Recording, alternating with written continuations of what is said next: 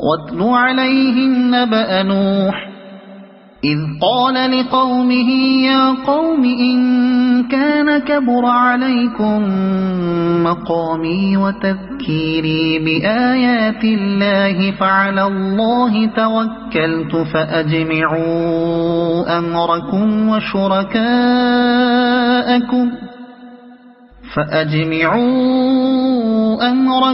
وشركاءكم ثم لا يكن أمركم عليكم غمة ثم اقضوا إلي ولا تنظرون فإن توليتم فما سألتكم من أجر إن أجري إلا على الله وأمرت أن أكون من المسلمين فكذبوه فنجيناه ومن معه في الفلك وجعلناهم خلائف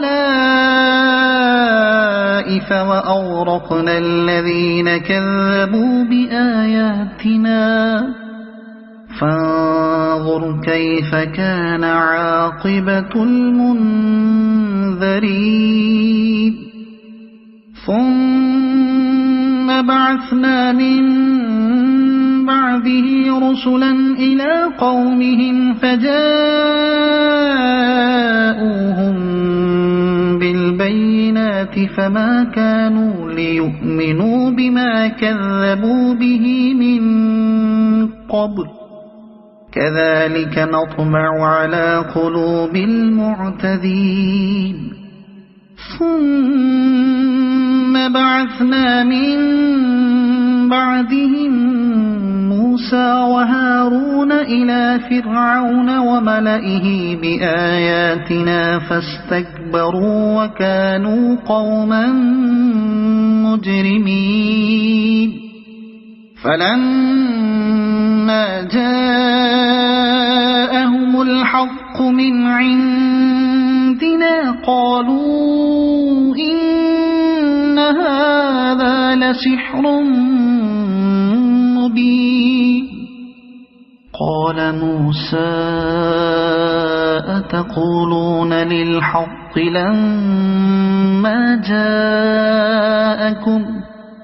أسحر هذا ولا يفلح الساحرون قالوا أجئتنا لتلفتنا عما وجدنا عليه آباءنا وتكون لكما الكبرياء في الأرض